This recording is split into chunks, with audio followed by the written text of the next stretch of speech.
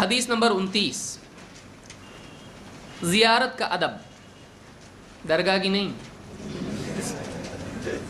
کان کھڑے ہو جاتے لوگ، ہاں یہ کہاں سے آیا؟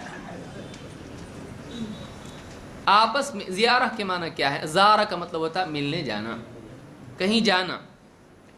تو زیارت یعنی کہیں جانے کے لیے آتا ہے، چاہے وہ جگہ کے اعتبار سے ہو یا شخص کے اعتبار سے ہو۔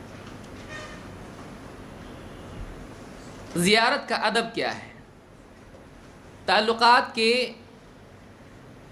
بگڑنے کی، کمزور ہونے کی یا مصیبت بننے کی دو صورتیں ہوتی ہیں۔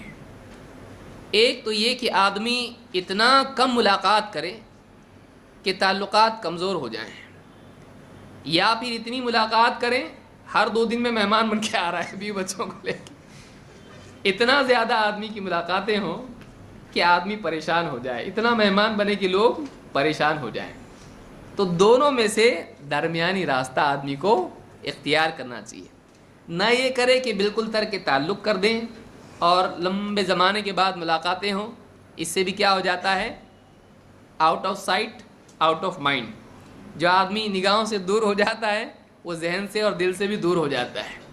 تو کتنے تعلقات، بعض اوقات تو نام بھی یاد نہیں آتا آدمی کا، اور جب آدمی پوچھتا ہے پہچانے کیا، تو بولنے کو بھی شرم آتی، نہیں پہچانا۔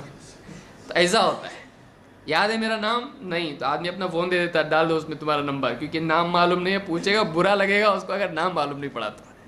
اگر معلوم پڑا میں نام نہیں جان رہا ہوں تیرا، تو اور ناراض ہو جائے گا۔ تو بعض اوقات اتنا دور ہو جاتے ہیں لوگ کہ اس وقت میں آدمی کے تعلقات کمزور ہو جاتے ہیں۔ یا کبھی ایسا ہوتا ہے کہ اتنی ملاقاتیں ہوتی ہیں کہ ایک دوسرے سے ایک الرجی ہونے لگتی ہے۔ بعض اوقات ان دونوں صورتوں میں تعلقات خراب ہوتے ہیں۔ اسی لیے اللہ کے نبی صلی اللہ علیہ وسلم نے ملاقات کے لیے، زیارت کے لیے ایک اصول بیان کیا ہے۔ آپ نے فرمایا زر غبا تزدد حبا، چھوٹی حدیث ہے، زر غبا تزدد حبا، کبھی کبھار وقتاً فوقتاً ملا کر اس سے محبت بڑھے گی، اس سے محبت آپس میں بڑھے گی۔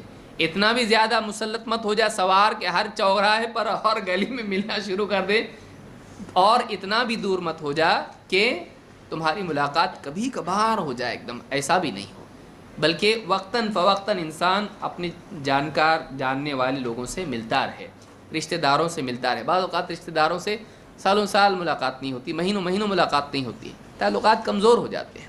بعض اوقات اتنا ان کا مہمان بنتا ہے کہ وہ پوچھتے ہیں کب جا رہے ہیں، تو ایسا بھی نہیں ہونا چاہیے، بلکہ آدمی کیا کریں، اس میں توازن رکھے، اور یہ تعلقات کی حکمت ہے، تعلقات کی حکمت ہے، نہ بہت زیادہ نہ بہت کم۔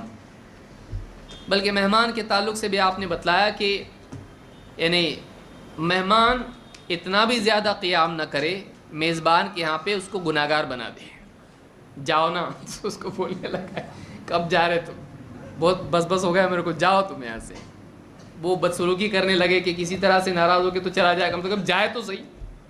بعض اوقات یعنی دور سے آنے والے جو مہمان ہوتے ہیں وہ ایسے آ جاتے ہیں کہ ہم کبھی نہیں جائیں گے اب تم کو چھوڑ کے، اتنی محبت ہے، کیونکہ پہلے دن آپ نے اتنی محبت بتائی کہ میں سوچ رہا تھا جاؤں گا، لیکن تمہاری محبت دیکھ کے اب سوچتا ہوں کہ یہیں رہ جاؤں، اپنا ہی گھر سمجھ لو، تم سمجھ لیا میں نے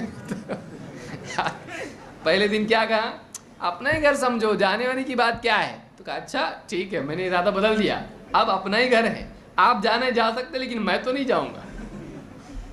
ایسا بھی نہیں ہونا چاہیے کہ ایک آدمی کسی کو گناہگار بنا دے، اس کو غصہ دلا دے، اس کی زندگی میں پریشانی لائے اور اس کا بیلنس خراب کر دے، اور بیلنس ختم بھی کر دے فون کر کے اپنے اس میں، ایسا نہ کریں، بلکہ کیا کریں، ملاقاتیں کریں وقتاً فوقتاً۔